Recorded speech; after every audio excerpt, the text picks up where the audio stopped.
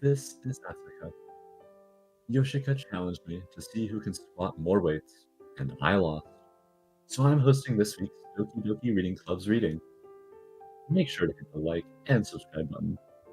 The one good thing my idiotic friend has done is introduce me to DDRC's channel, and I now listen to the recordings during my indoor cycling sessions.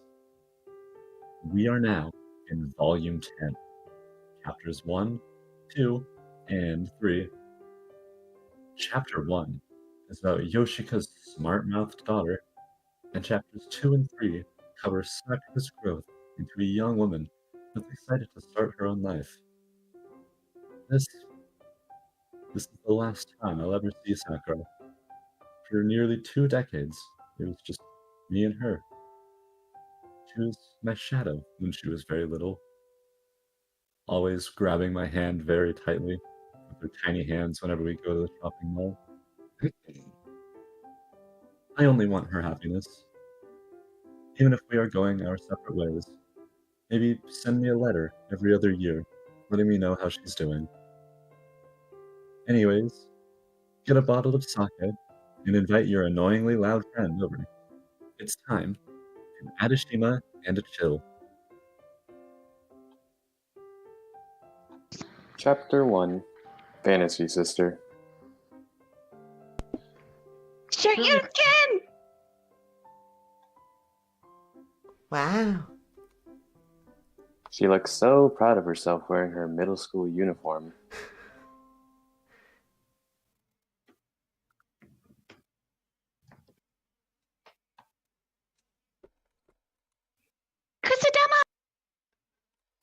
Kusudama!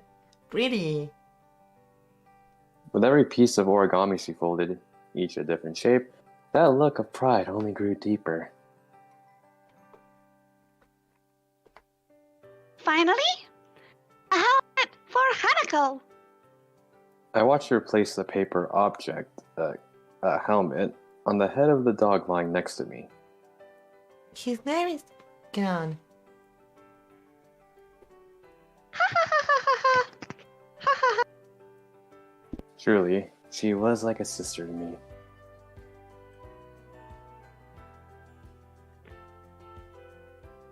So, yeah. Yes. I'm back now. Still, it sure is tough. I know they say they don't mind, but the truth is, I've barely been able to sell anything. Oh, how I miss home. Well, yes, this is my home too, but you know what I mean. How long will I stay?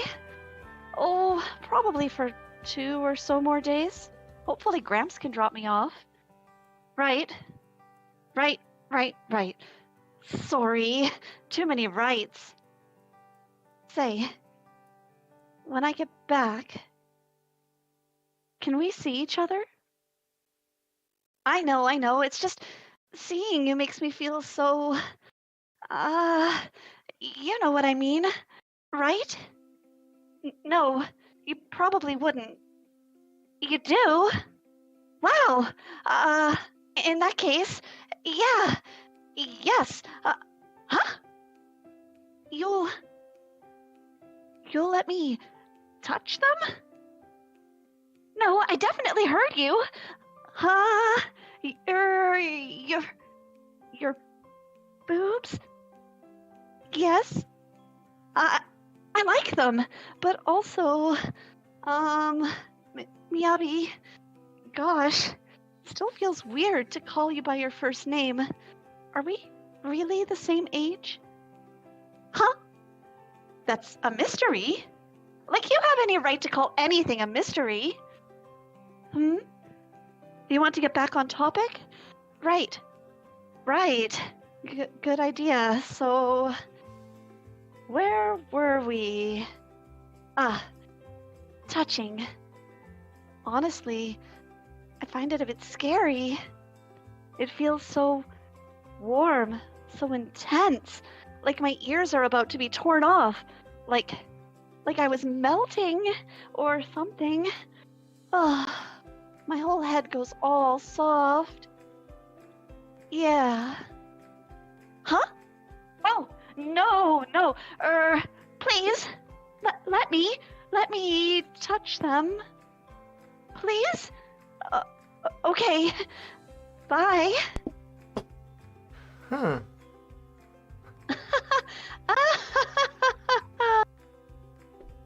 Barely had the call ended when I could already hear her laughing out loud like a maniac. Whatever that conversation had been about, it appeared to have had quite the deep impact on her. She then turned around.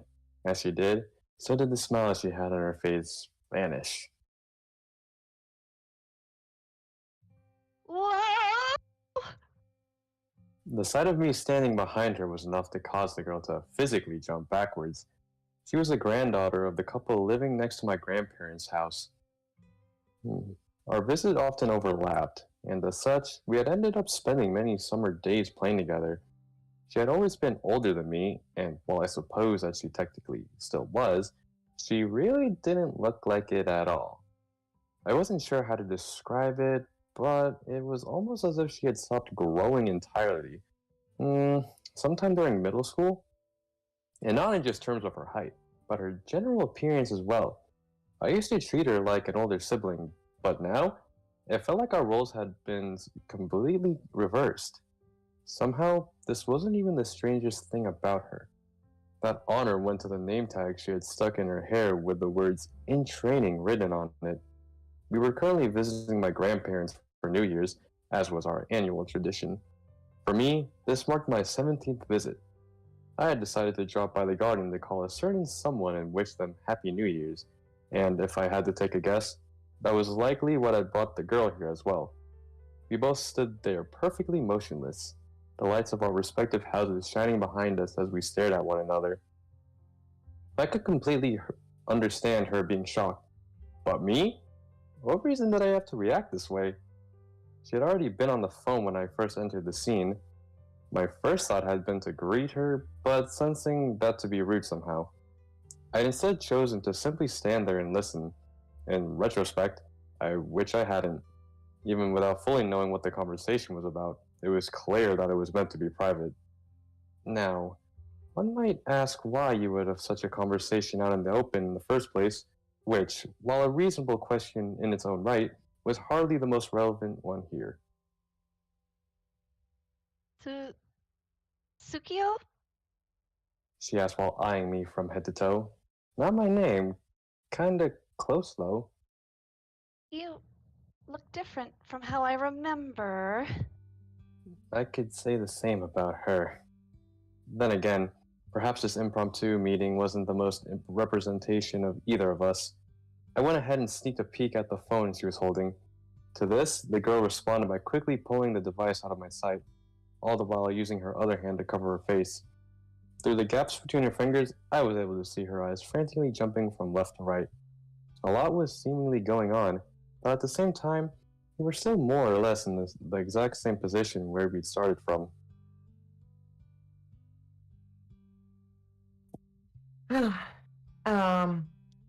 So. Eek! Huh. Please, don't get the wrong idea. About what? About what you just heard. It was... a phone call. Right? Could it be that she was just really, really bad at talking on the phone? So, did you hear what I said? I did. All of it? I could already feel myself starting to regret telling her the truth. It would have been so much easier to lie, say that I didn't hear anything, and walk away. About half of it, I think. Which half? Now that I thought about it, that really did make a big difference, didn't it? The the first half. Yeah. How exactly did it make sense that I could have heard just the first half and not also the latter? That I didn't know.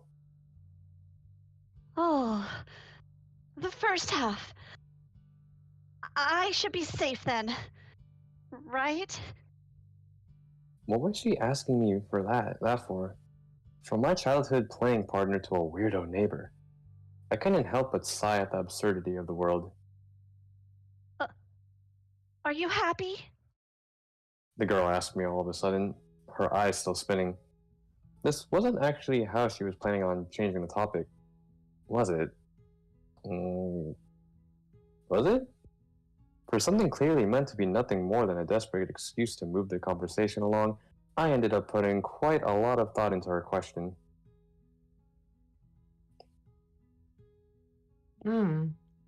I think I am reasonably happy. Yeah. Why? Because I've been able to spend one more New Year's with Gon. On second thought, I might even upgrade that from reasonably to quite.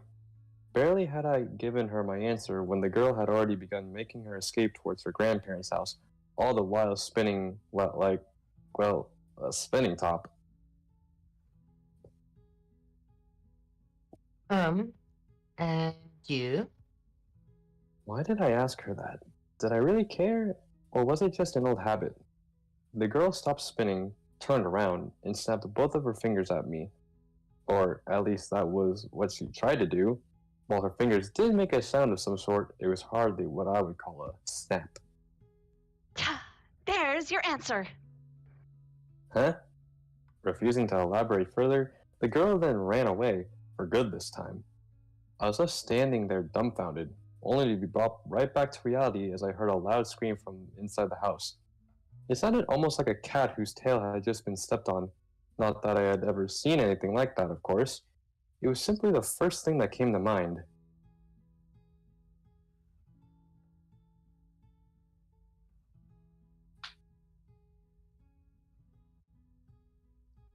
Well, looks like she has a lot going on in her life. Based on the phone call I'd overheard, it kind of sounded like she had a girlfriend. That, or maybe she just wanted to touch some random person's chest? Somehow, that possibility sounded much scarier. A girlfriend. Huh. I wonder how she might react were I to tell her that I had one as well. Oh, is it my turn this time? I pulled out my phone and checked who the text message I just received was from. To the surprise of absolutely no one, it turned out to be my aforementioned girlfriend. She still texted me every single time to ask if it was okay to call. Personally, I kinda wish that she wouldn't worry so much. Then again, maybe it was actually a good thing that she did. I could easily see her worrying herself sick, or she to call me at a bad time and I wasn't able to pick up. I texted her the okay and waited for her to call me. Why was it that I decided to open with the following? To be honest with you, I wasn't sure myself. Hello. Are you happy? Huh? Yeah, I am now. Good. Chapter 2 Astray from the Sentiment. I'd always been able to count the things in my room with just the fingers of my two hands. There had been some loose clothes, a few mementos, and honestly, not much else. I was currently in the process of peeling myself away from it. Away from that room lacking in anything that could be called entertainment. Considering how many years I had spent there, it was honestly shocking how empty the cardboard box now containing all of my material belongings there. Sitting there on my bed for the one last time, I found my mind being flooded by the most trivial of memories. The day I ran away from Shimamura's house and spent the rest of the day screaming into my pillow. The time I wanted to call her but instead stared at my phone for hours wondering if I should or shouldn't. the sleepless nights preceding a big day spent tossing and turning in my bed. Perhaps those memories weren't quite so trivial after all. They were all related to Shimamura. It was almost as if my life had only really started after I met her. In a lot of ways, that was actually the case. It really felt like the old me and the current me were two entirely separate persons. Going by this logic, the latter was still very young, which was why it was justifiable that she, me, acted like such a child in front of Shimamura. Right? Right.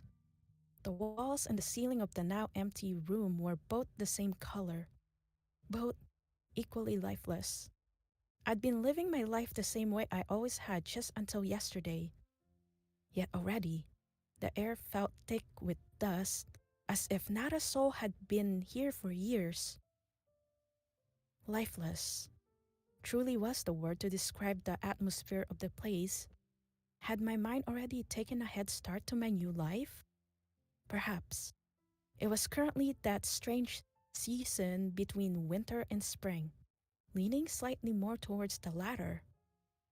While the rest of the town might have to wait a bit longer, for me, tomorrow officially marked a new beginning. It was the day Shimamura and I would move in together. We were both adults now. If nothing else, then at least in terms of our age. We no longer had to wear our school uniforms. Our hair had grown slightly longer, and the sources of our travels had likewise changed to accommodate our new surroundings. We could drink alcohol, and, well, I could, at least. Shimamura, not so much. Her body simply wasn't made for it. We'd tried taking a few shots as celebration back when we had reached the drinking age, and oh boy, that hadn't ended well. I'll leave out the details, but let's just say it had been the one and only appearance of Shimalayan. Looks like I took after mom. That was how Shimamura had commented on the matter after the fact. Speaking of her mother, she really did resemble the woman in quite a few ways. They were both equally kind and loved by those around them. There were likely ways in which I, too, resembled my own mother. However, in my case, it was difficult for me to decide whether that was a good thing or not. I often found myself thinking, could things have worked out differently between us? Would it have been possible for us to form a healthier relationship? Of course, that was all just wishful thinking. The time to go back and fix things had long since passed. Had there ever been a simpler excuse than it being too late? Perhaps the real reason was that neither of us could be bothered.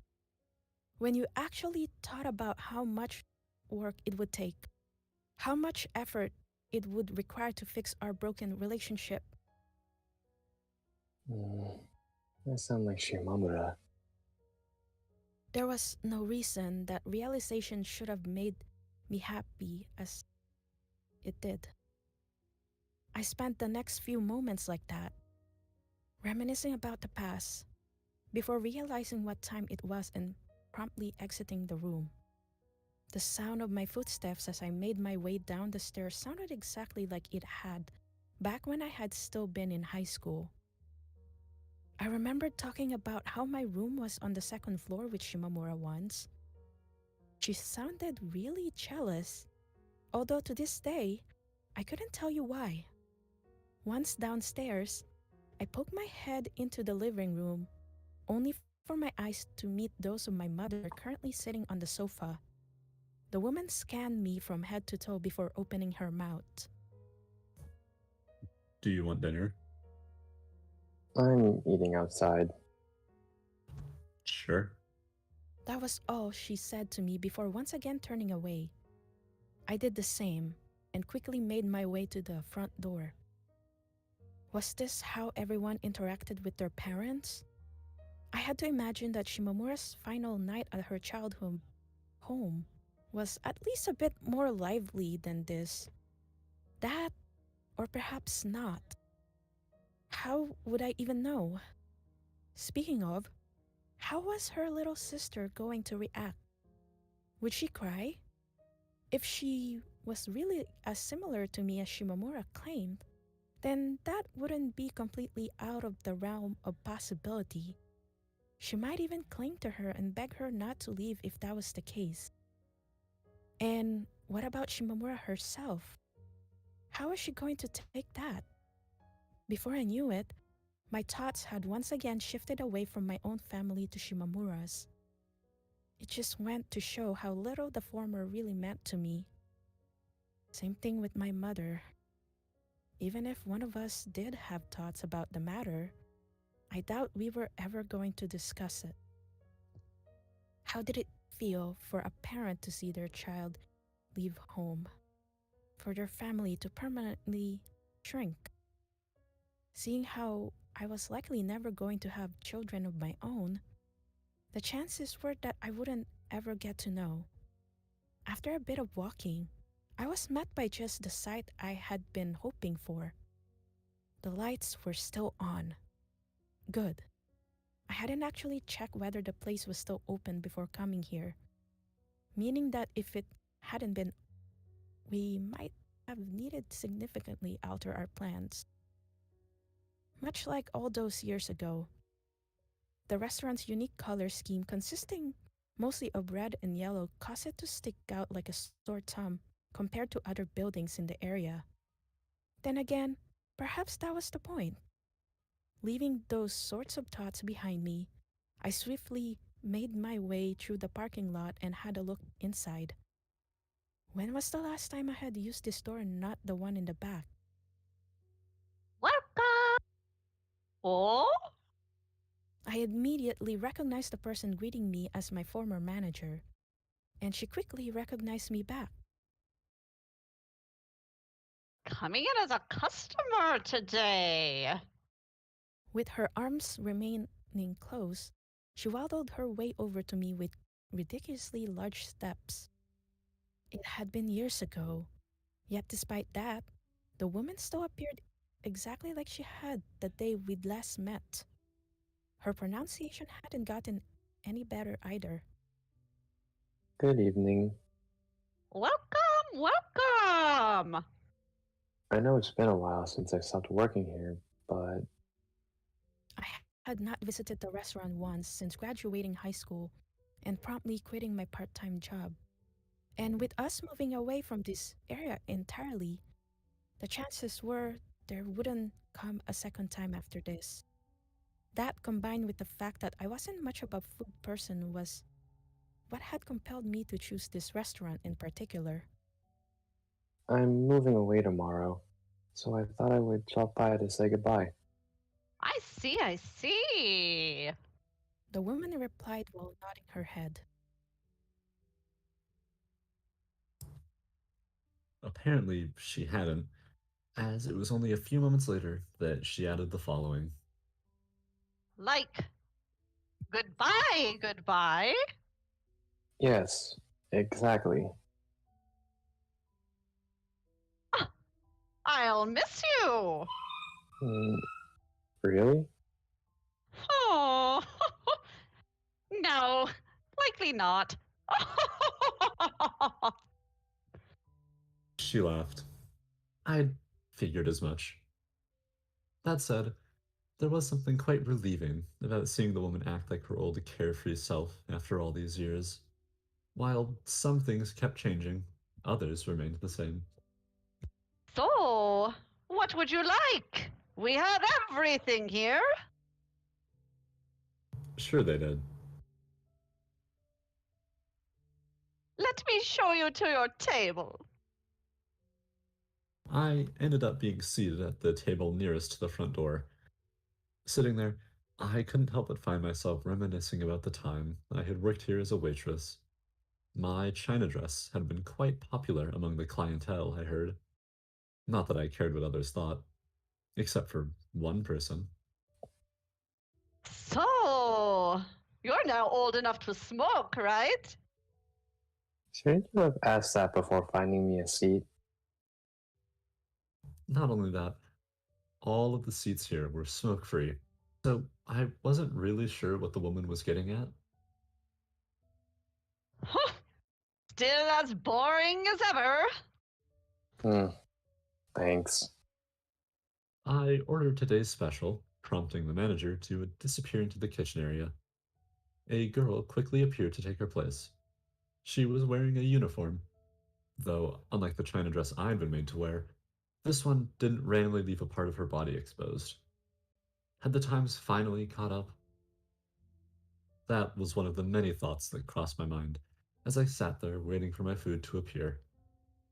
While there were lots of things about the experience that I hadn't enjoyed, far too many to even list here, it had led to Shimamura praising my appearance, and for that alone, I had no choice but to consider an ultimately positive thing to have happened to me. In the end, if you had to sum me up in a single word, that word would be Shimamura. Not to say that I was Shimamura, just she described me perfectly. I probably thought about her more than she did herself. Therefore, if there existed a way to measure one's Shimamura-ness, the chances were that I would have her beat. There were no other customers around besides me. If I had to take a wild guess, that likely had something to do with how early I had gotten here. Even the girl I mentioned earlier was just standing there, doing nothing. Now that was something I could relate with. I'd yet to get over how weird it felt being paid the same regardless of how much actual work you did any given day. Hmm. I closed my eyes and breathed in the air around me. It smelled completely different from normal.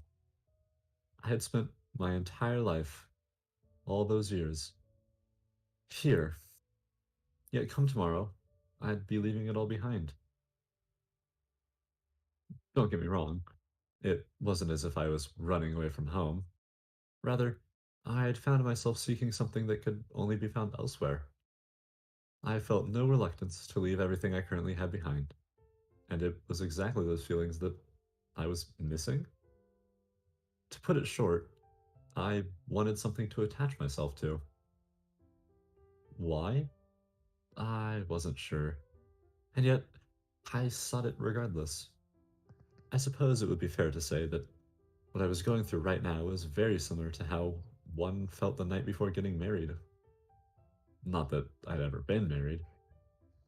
Then again, what was marriage if not joining your life with another person and building a new home for the two of you to share? Nothing had even begun yet, and already I didn't want to let go. My food ended up arriving shortly. The person who brought it to me was surprisingly not the girl, but rather the manager herself. Chow fan and a tiny bowl of ramen, followed by a whole single piece of jello as dessert. Pathetic. And if you thought that was bad enough, then wait until you hear about the fried chicken. The pieces were all clumped together like some kind of a reef. And while staring at them did bring back all sorts of memories, I also couldn't help but wonder how on earth I was going to eat this all. Was the daily special always this extravagant? Oh, depends on the day. The woman laughed before adding the following. Make sure you wear the dress while you still can. She then turned around and got back to work.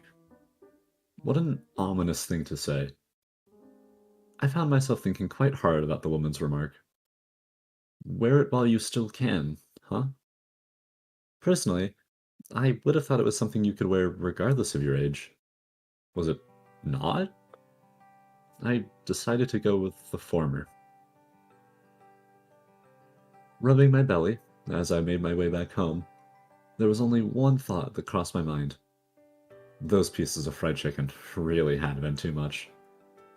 There was only so much cheap garbage you could eat for the sake of good old times alone. By the end there, I had barely been able to tell what the food tasted like. My step felt as heavy as my insides. My hair had also decided to act particularly uncooperative today, and while combing it to the side, I found myself having a look at the sky above. The night sky truly was the one thing in this world that had managed to resist the flow of time.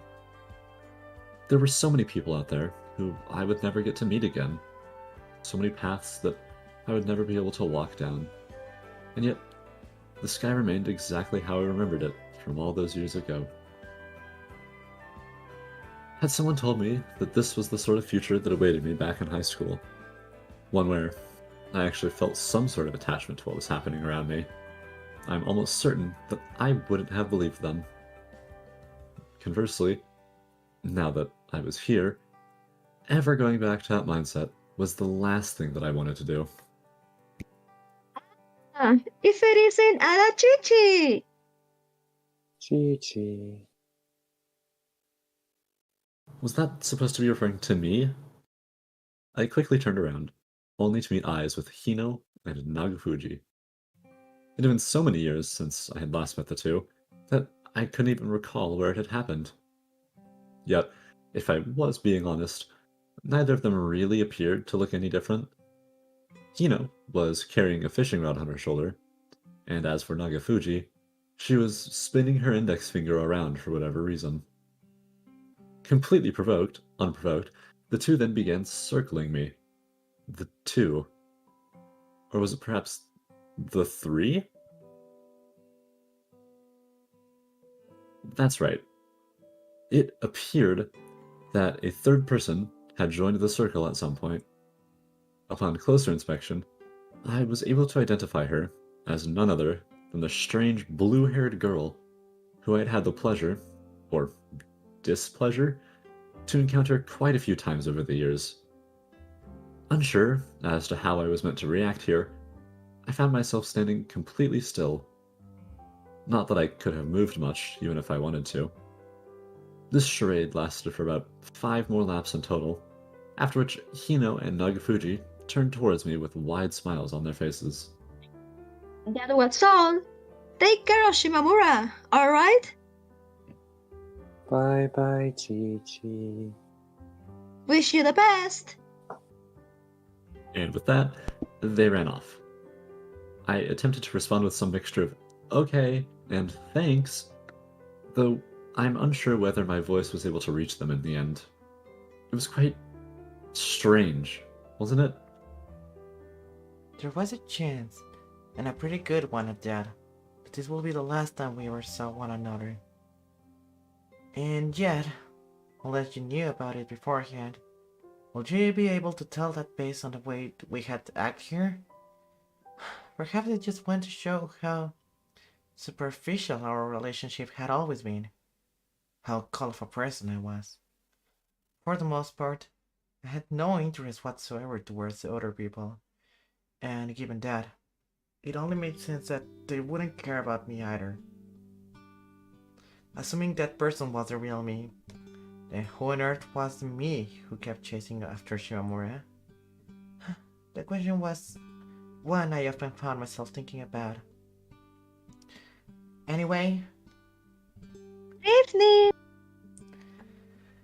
it was the blue-haired girl who spoke, having been left behind by the other two. She probably had a name as well, just not one that I could for the life of me recall at the moment. As for her clothing, she was wearing a full-body pajama, which, judging by the shape of the massive beak extending from the back of the hood, I assume was meant to be designed to look like a platypus. What? Good evening to you too. Oh, You're not gonna go with them? I asked her while pointing out at the figures of Hino and Nagafuji now far in the distance. Why would I? The girl asks me back with a puzzled look on her face. I only joined them because I thought it would be fun to spin around. I see. I waited for a few moments, yet the girl still remained there. I took a step forward, and she quickly followed after me. A large steps backwards. No, not enough to shake her off. In the end, we were both left staring at each other. Me, completely motionless, and her softly swaying from side to side. Almost like one of those dolls that always bounce back no matter how hard you try to push it. I could only hope that there was no one around to see us, because if there was, I must have looked absolutely ridiculous. Oh, The girl laughed at me in the most innocent of ways. This wasn't good. Seeing her smile, I wasn't once again made to face the fact that I knew absolutely nothing about dealing with children. I was fully aware of my tendency to talk to people with a certain amount of hostility, and even I could tell you that wasn't how you were meant to approach kids. nothing the matter? That's what I wanted to ask her. Why was she following me? It's just. I'm just not sure what's going on in your mind. What are you even talking about? Of course you aren't. There is no one out there who can read the mind of another. How casually the girl had thrown out her reply. I actually found myself surprisingly taken aback by it. Huh. Right. A pretty smart platypus, wasn't she? Grrr. Staring at the girl, another realization quickly passed my mind. Very rarely had I ever come across her by myself. Usually, it was Shimamura who she followed. Shimamura. I puffed my cheeks and gave the girl a disapproving look, to which she responded with a wide smile. So love you very much, Adachi. Huh? Thanks. It was equally rare for people to tell me that they loved me. Other than Shimamura, the girl might well have been the first one. Even my parents had never said it to my face. Whether they loved me or not, I had no idea. As it turned out, expressing your affection towards another was one of the most difficult tasks a person could be faced with. Only children were able to do it freely, and it was for that reason exactly that I found them so mysterious. Speaking of mysterious, why were the hair and nails of this girl blue again? It had always bothered me quite a bit, yet when it came to Shimamura, she rarely seemed to even notice. I believe you should love everyone around you equally. Okay. While I didn't want to start arguing with a little kid in public, I actually wasn't sure if I agreed. I went ahead and imagined how it would feel if Shimamura were to adopt such a philosophy. Her smiling not only at me, but at everyone equally. Me no longer being special to her in any way. I couldn't stand the test. I really couldn't. It was to the point where I had to go back and change my answer. Actually, I disagree. No argument ensued. Instead, we ended up walking side by side in silence. I did wonder how far she was planning on following me, but when I asked her about it, all I got for an answer was, See when we get there. how strange. Mysterious, even. You will always wind up somewhere in the end. Does it really matter where that is? Huh. maybe it doesn't. It doesn't, and it didn't. It didn't? What on earth she was talking about? I ended up not having much time to think about it, as she quickly added the following. Speaking of, it has been quite a while since the last time, has it not, Adachi? I guess?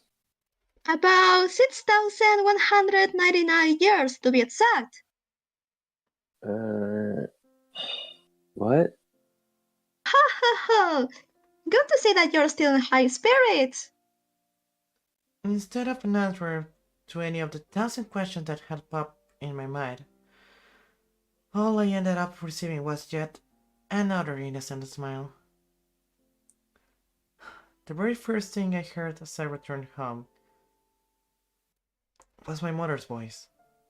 She sounded almost upbeat. How unusual. Then again, given how little we talked, that might have been her normal voice for all I knew. It sounded like she was having a conversation with someone. Shall I say something? Or was I rude to interrupt them? I ended up not having to make a decision one way or another, as quickly after, the woman noticed me on her own. Squinting slightly, she stated the following. Welcome back. I'm home. What a lousy exchange. And yet, this will likely end up being our last. I went ahead and made my way past her. Yeah. My daughter just came back home.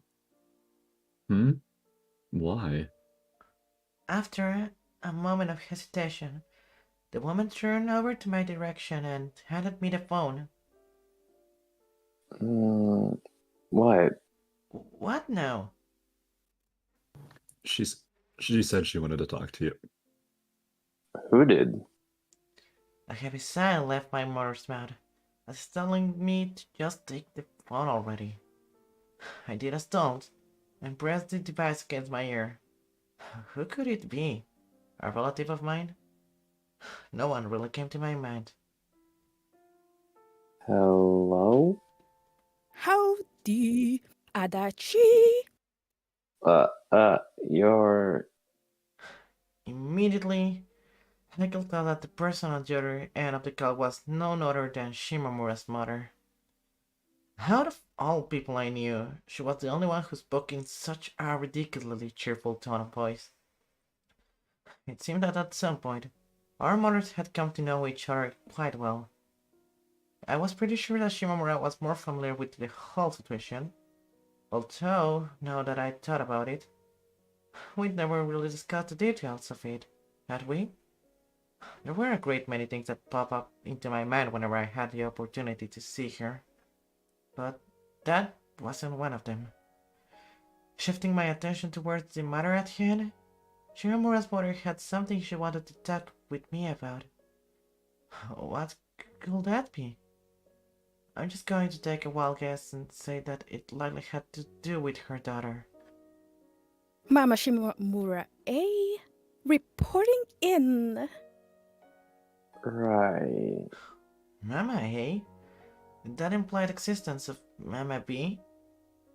Hehehe. It's kind of funny. What was? Only had I time to think about it when the woman already continued talking. You both have the same cold, emotionless voice. While it's equally vague as her previous comment, this time I didn't have to think twice about who she was referring to. I had a quick glance at my mother standing next to me. She looked genuinely uncomfortable, almost as if she would rather have been anywhere else. How have you been holding up? Good.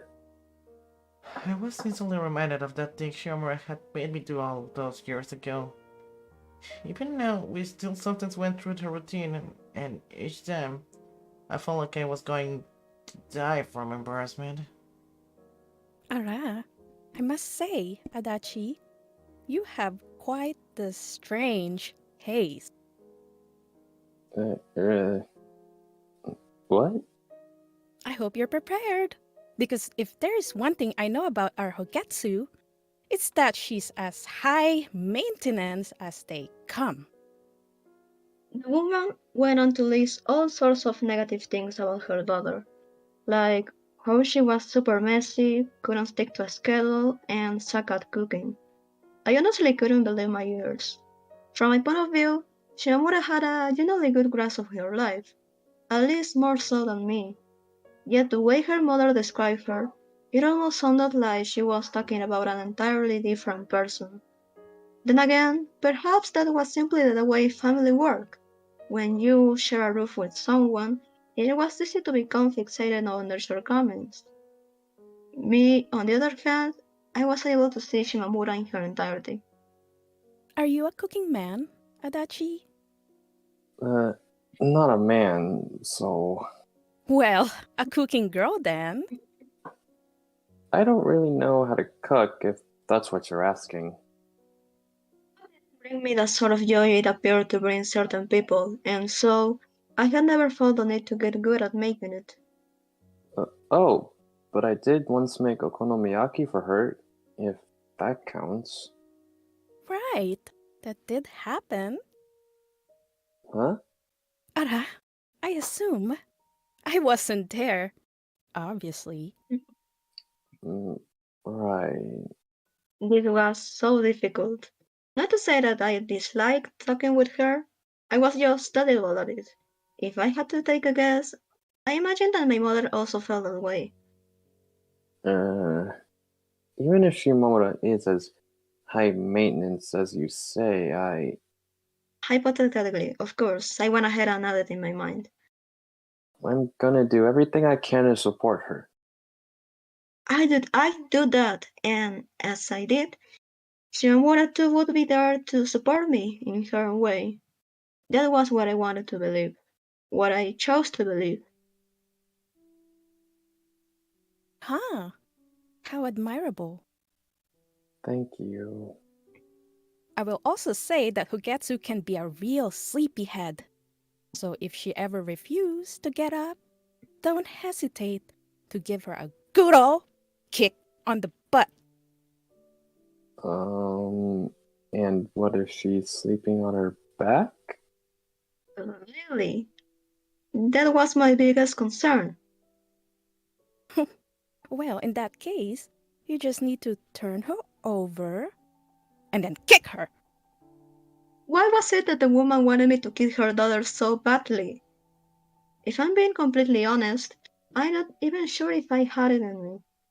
It was simply not possible for me to imagine myself purposely doing something to hurt Shimamura. And I didn't mean that in some sort of romantic way. It felt more like I was being bound by a curse, like I had signed a supernatural contract which made it physically impossible for me to do that. If you think I was exaggerating, then trust me, I wish I was. So, yeah. Huh? Were we done already? In conclusion, please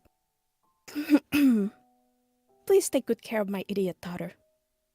I could have sworn that the woman was talking a bit faster than normal as she said that. It almost sounded like she felt slightly embarrassed. I will. Thank you. Thank you? For what? As long as you get along, that is all that matters. Right. Understood? Yes. Understood. Good. Sounding satisfied with my answer, she finally let me go. I somewhat understood what the purpose of this call had been. At the same time, I also didn't. The way the woman went out of her way to dance around every single topic had made it simply too incomprehensible for me. Perhaps Shimamura would have been able to decipher her and give her a proper reply, but not me. I didn't even really know what our relationship was. Were we family, strangers, or something in between? Hey. I heard my mother say with her hand held out, It seemed like she wanted her phone back. I gave it to her and she quickly returned over to the sofa. Why hasn't she hung up yet? The look on her face quickly transformed from that of curiosity to annoyance as she placed the device on her ear. Seriously? You still want to talk? God, just shut up already. I figured that I should probably hurry back to my room unless I wanted to be roped into yet another strange conversation, and so that was exactly what I wound up doing. Oh, and I forgot to mention, but the strange girl from earlier had thankfully not followed me all the way home. Instead, she had simply kept on walking by herself after I stopped. There'd been something so little, almost dreamlike about the way her glowy hair left behind a blue trail in the darkness of the night. Perhaps it had actually been a dream. I wouldn't be all that surprised. Even then, at least some of the events of today must have been real, as proven by the sense of fullness I still felt weighing down my stomach. The very first thing I did after reaching my room was to check my phone. Still no message from Shimamura.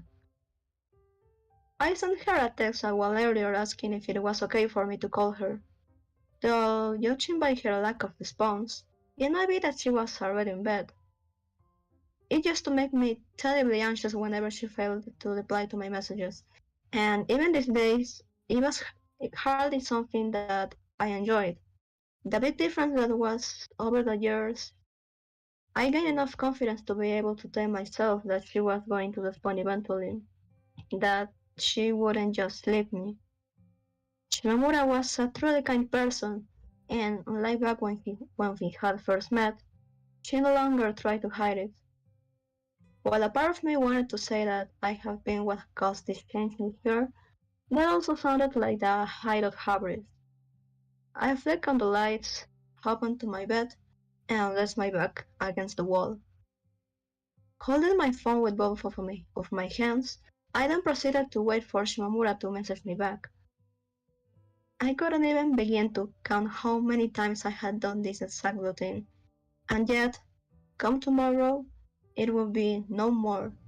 That, if anything, was proof that I was actually making progress, that my life wasn't simply a pendulum swinging in place.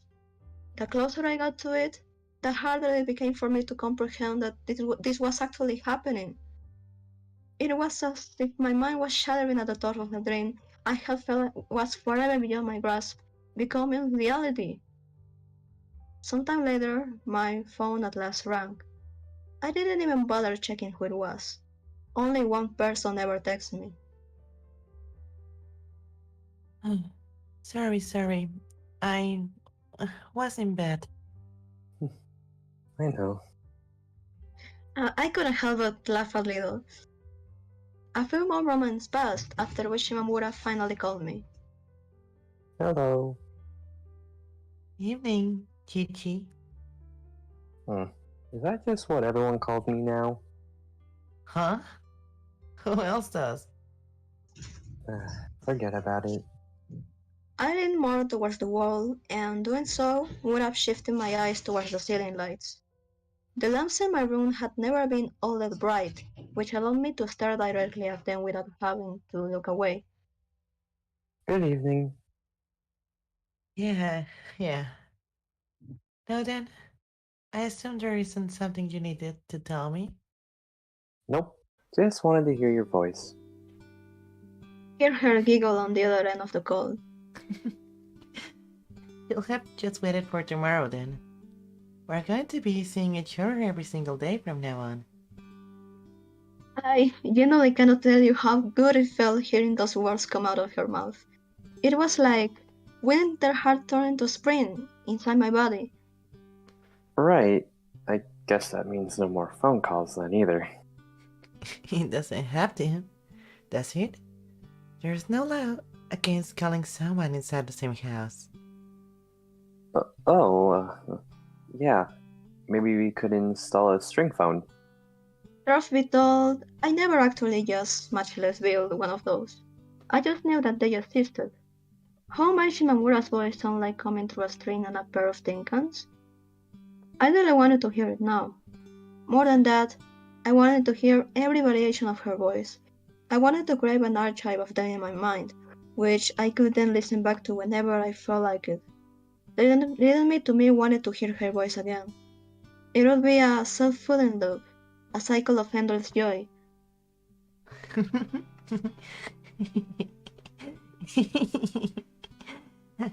Shimamura continued giggling. Rather than actually being amused by something, it more sounded like she was trying to stall the conversation. Could it be that she too was nervous about the future? Over the years, it had become the norm for us to see each other pretty much every single day. Yet, starting tomorrow, we will be going far beyond that. Straight up be sharing our lives. That was something neither of us had experienced before.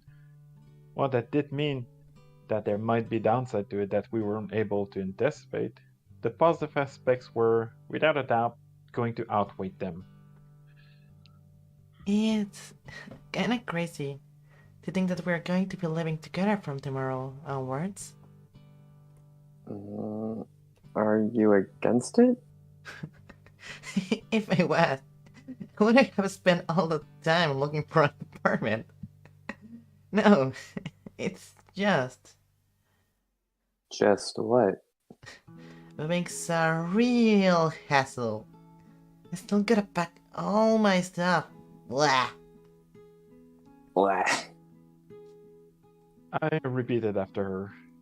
Not sure if I was quite able to capture the same emotion, though. Regardless, it didn't sound like she secretly hated the idea of us moving in together. That was good. It'd be fun if we do it together. Probably. While I would have preferred to be able to say that with more confidence, she wasn't necessarily wrong. There was quite a lot of stuff we needed to carry over, some of it even pretty heavy. It was like we were being served a dose of reality as punishment for being willing to dream. And yet, for me, all it did was make me more thirsty. I'm really looking forward to it myself. I'm not sure if I'm ever going to be able to sleep tonight. Wouldn't be the first time for me. Between being too scared, too excited, or just generally unable to, there was rarely a night when I was able to sleep normally. For someone as frail as me, I sure was doing a lot of moving around. It was almost as if I was receiving some sort of energy directly from Shimamura that kept my arms and legs in constant motion. I'd always liked that theory. It felt very accurate. Simply saying it out loud was enough to satisfy an organ I didn't know existed inside my body. Our own house. Shimamura's and mine.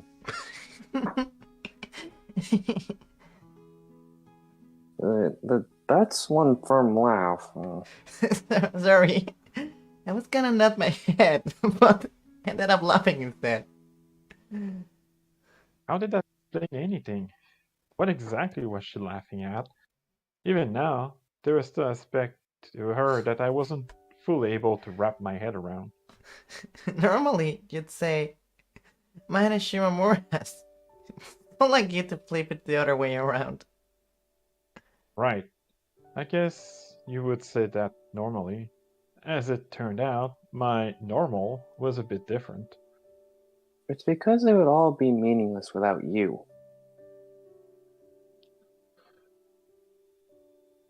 That's why I put her name first. She was the first step, where it all began. While some might find having yourself begin from someone else a contradictory statement, for me personally, it made me happy beyond words. I get what you mean. I also can't really imagine living home and starting a new life without you. Really? From everything I'd seen, I got the impression that Shimamura very much enjoyed her life at home, and yet she'd still chosen to move in with me. There were no words to express the amount of gratitude I felt toward her for making that decision. It was to a point where she'd felt the need to repeatedly tell me that I hadn't pressured her into this, that she was doing it out of her own volition, because she wanted to. Say, have you talked with your family about this? Huh? Like today? Yeah. I don't think that my folks are quite that. Actually, never mind. I just remembered that we did have a short conversation. Then again, there's also a certain person who can't read the room at all living with us.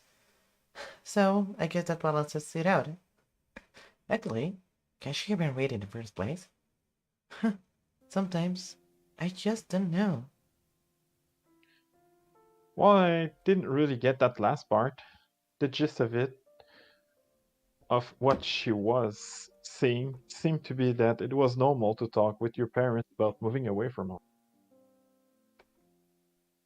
I take it that you haven't really talked with your mom, Adachi. Yeah, I haven't at all. At all. Yes. That wasn't an exaggeration. It really did feel like I'd already stopped living here. The hours flew past me, and before I knew it, it was already night. It's a bit strange, isn't it? Yep. Whereas someone else might have given a more roundabout answer, Shimamura went straight for it. Whether it was because she was too tired to dance around the topic, or just couldn't be bothered, that I didn't know.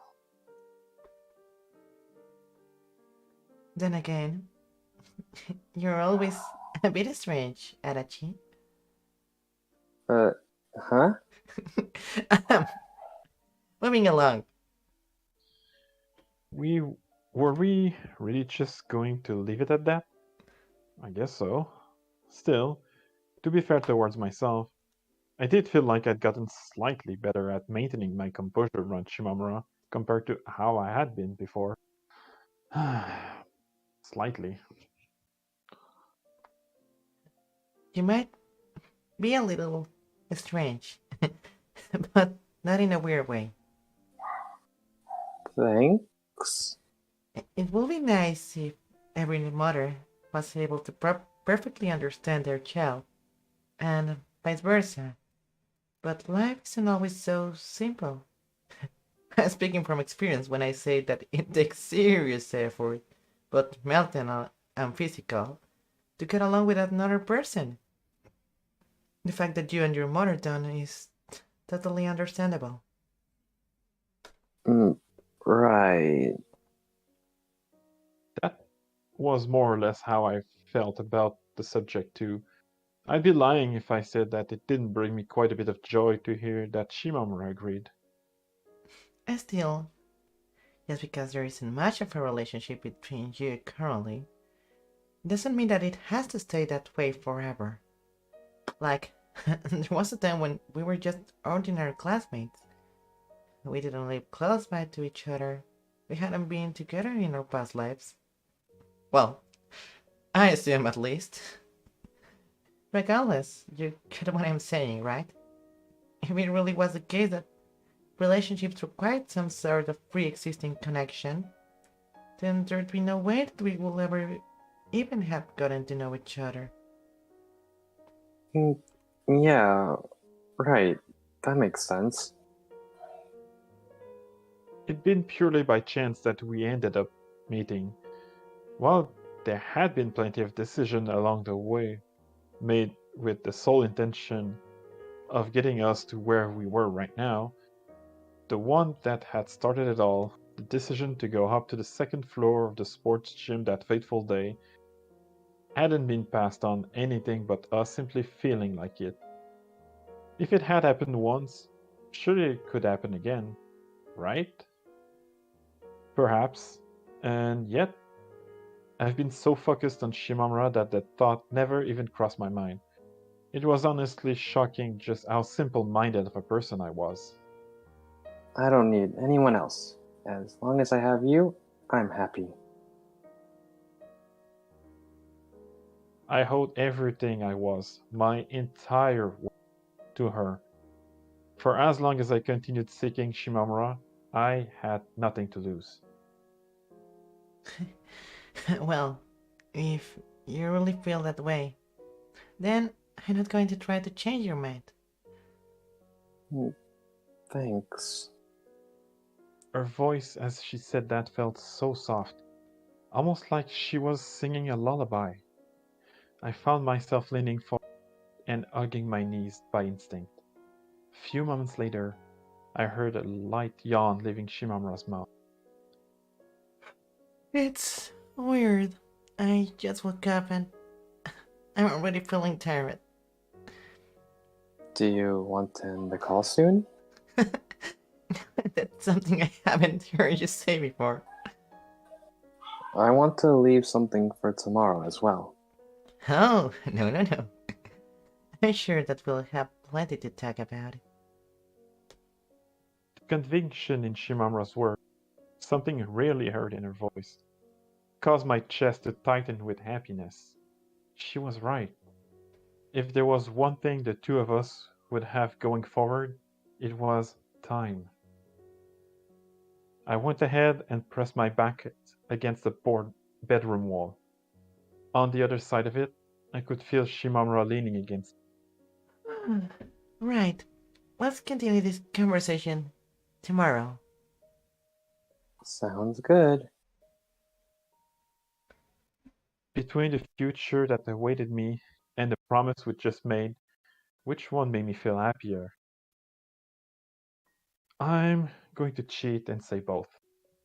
While I had gotten more than used to the prospect of eating without company over the years, my final meal in this place I used to, and would no longer after today, call home, ended up not being one such occasion. My mother had gotten particularly early that morning to make us breakfast. We were currently sitting at the dining table facing one another, neither of us looking like we had any interest whatsoever in starting a conversation. We'd exchange hollow greetings, but after that, nothing. Just silence.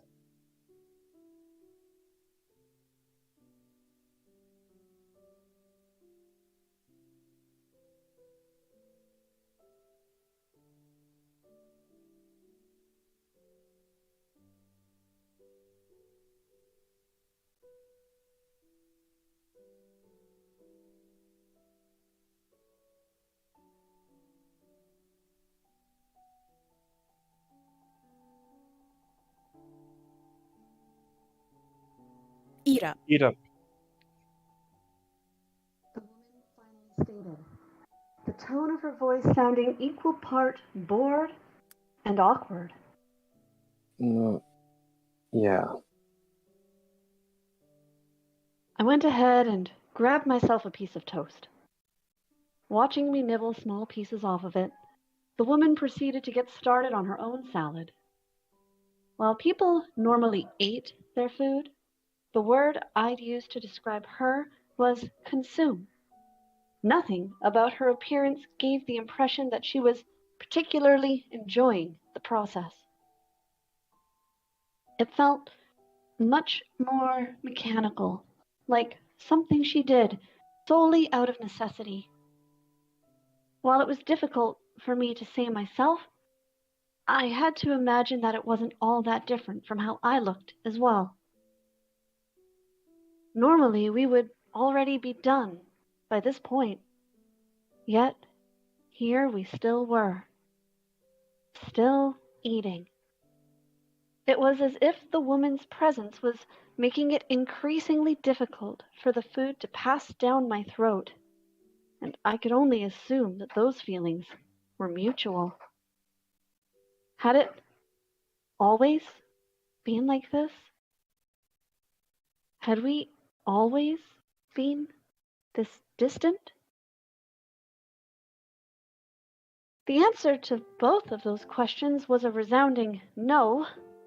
The connections which used to exist between us had ended up degrading over the years. And because neither of us could be bothered to put in the effort necessary to maintain them, they had simply ended up fading away. It might have been possible to resurrect them at some point, but now it was simply far too late. All that stood between the present and me leaving this house for good was a single slice of toast. While helplessness wasn't necessarily the right word to describe the emotion I was currently experiencing, it did feel like I was on the verge of permanently losing a part of myself. Meanwhile, the morning sun continued shining bright. What a perfect excuse for me to shift my gaze away. Even without looking, it was clear to me that my mother was likely doing the same. She ended up being the first to finish, followed by her immediately leaving the table to wash her plate. I had to wonder, what exactly had been the point of us having breakfast together if we were just going to be silent the whole time? She knew this was going to happen. It was how it always went. Yet she'd chosen to sit down with me regardless. Why? I couldn't even begin to guess what went on in her mind. Then again, how could I, when we never even talked? Maybe it really was that simple. Maybe we should just talk. I lifted my head and stared at the woman, currently doing the dishes with her back turned towards me. She was right there, well in my reach. Yet at the same time, I got the impression that she was going to crumble down like an aged wall were I to touch her. Both my body and mind alike were stopping me from taking the necessary step forward. It felt like I was being choked, both literally and figuratively.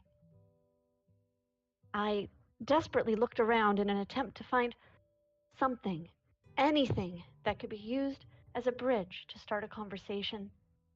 There had to be something, right? It couldn't all be over, could it? It was only when the last piece of toast traveled down my throat that the realization hit me. This really was it. The things I had taken for granted my whole life were no more. Thanks. It was good. That was all that I was able to muster. Not the start of a conversation, but rather a simple phrase, one that I'd repeated countless times. You're welcome. My mother's response came out equally short.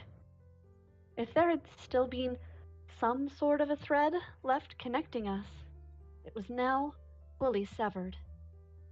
No more reasons to stop. No more opportunities to rekindle what had been lost. With breakfast out of the way, I proceeded to wrap up the rest of my morning routine. I brushed my teeth, washed my face, put on makeup, and finally made my way over to the front door. This was it. There'd be no turning back after this. Bye. I stated quietly over my shoulder. Over the years, it had become a habit of mine to say that whenever I left home, regardless of whether there was anyone there to hear me or not. It was as if I was talking to the building itself. However, this time, it was different. I would not be returning. Ever. What would be the right thing to say here? Other than goodbye, nothing else really came to mind. I took the last remaining pair of shoes and put them on. I couldn't even remember when I'd bought them. Yet, they were going to be what would take me away from this place. Take me to happiness. Speaking of feet, I remembered Shimamura once giving me a foot massage as a joke. Or rather, I remembered the idea of it. My mind had gone completely blank as soon as she'd started, making it impossible for me to recall what had actually taken place. I had tons of memories like that. While thinking about them was in some ways embarrassing, they also filled me with immense joy. I could feel my body growing lighter. I wanted to go. I wanted to go see Shimamura. Sakura. When was the last time someone had called me directly by my given name? I didn't know, but something about it made my skin crawl. I quickly turned around, only to be met by the sight of my mother, staring back at me with her hands on her hips. Whether it was the lack of makeup or something else, I could have sworn that she looked older than I remembered. It was as if the years that had been skipped between now and when I'd been a baby had come rushing in all at once. Sakura. She repeated again, this time while scratching her forehead. I replied in the form of a nod followed by a small grunt. Silence then ensued. Was it fair to say that we'd made progress if back in the day we wouldn't even have gotten this far? I could feel shivers traveling up my neck, and I knew it couldn't be the wind because the door was still closed. The silence lasted for a few more moments until, eventually, my mother closed her eyes and let out a sigh. And so, without even the slightest change in the expression on her face, she at last let me go. Bye, then. I could only begin to guess how much time it had taken her to wind up going with those particular words. As for Shimamura, what might the words her parents chose for her have sounded like?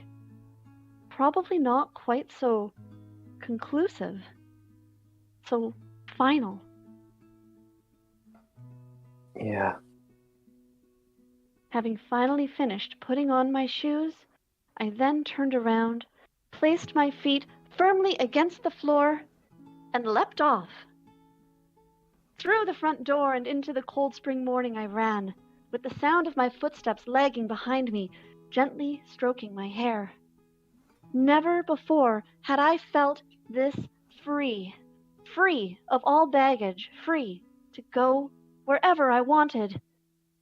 It was a similar, albeit a much stronger sensation to what I experienced when mindlessly riding my bike to work, a sensation of emptiness. In the end, there was nothing binding me to this house, to this town. I belonged nowhere. It was honestly a pretty sad thing to be forced to face. It had taken me till the very end to realize that it hadn't all been that bad. That was the kind of person I was, as was she, most likely. And yet it was there that my voice broke, shattering into a million little pieces for me to pick up and put back together. All the while my feet continued carrying me forward. There was no rhyme or reason to their movements, and as such, no hesitation. After what felt like a lifetime's worth of walking, I was at last able to reach the city. My breathing felt heavy, My body was on fire. Gravity was pushing down hard on my shoulders, and with it, there was mixed in a smell I couldn't recognize. Any tears that had been forming in the corners of my eyes had been fully blown away by the spring wind. There, at last, I was able to put into words my final message to my mother. It wasn't the case that it was too late for it. Hardly. After all, this wasn't something that I could have ever said to her face. We'd both made our fair share of mistakes, and yet, Mother, the future looks bright for me. I am never going to call you. I am never going to come visit you. I am never going to ask you for anything. I will show you with my actions, not my words, that I am truly happy.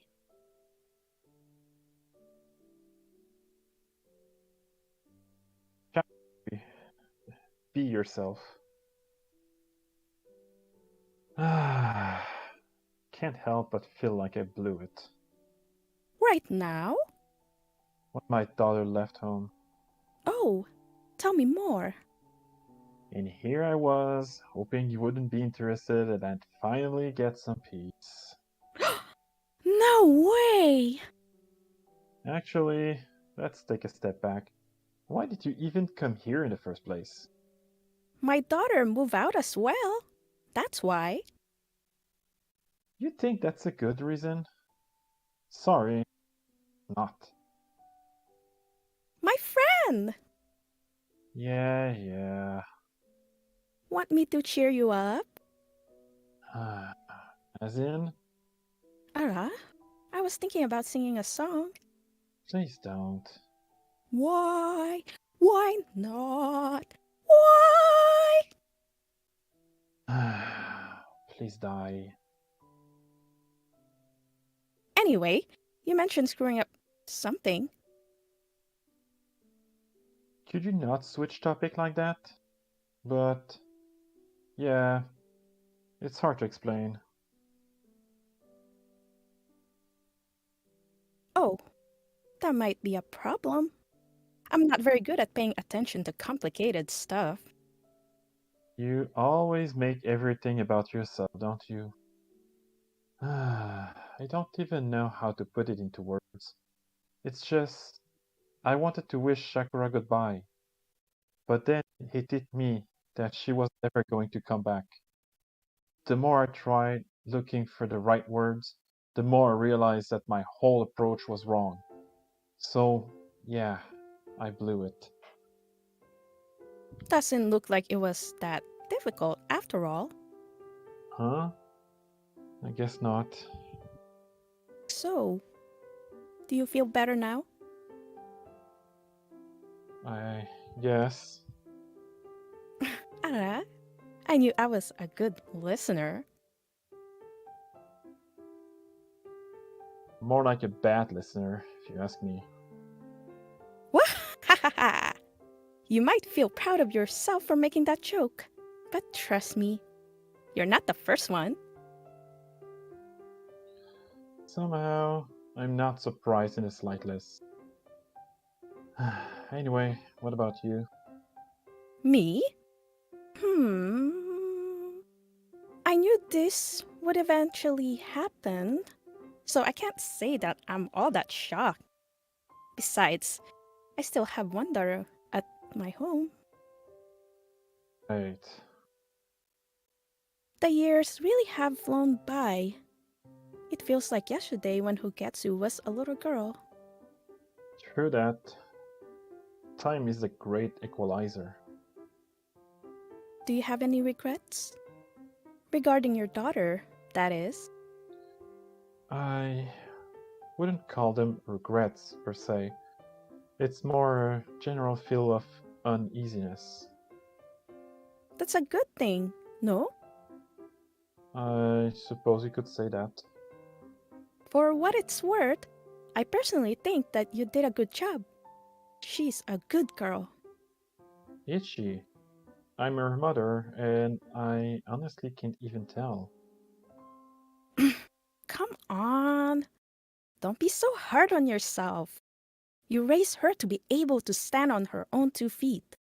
There are lots of parents in this world who can't say the same.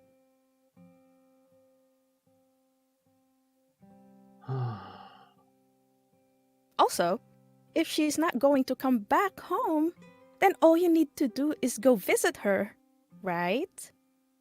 I knew you'd say that. Hmm? Can you really not put 2 and 2 together? What do you think I mean when I said that she's not coming back? That she needs some convincing. In which case, you should go see her. I give up. No! Don't!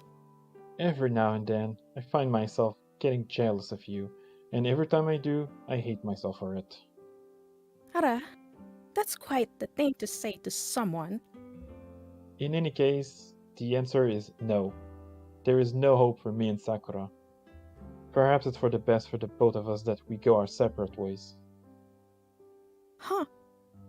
Well, in that case, I guess I'm just going to give up. I seriously hate you. How is any of this funny? Are you planning on getting drunk tonight? No, Wise choice. at least not with you. I never drink, so. Good point. I wish I had believed you the first time. Right? I still get mad whenever I think about it. You damn Merlion.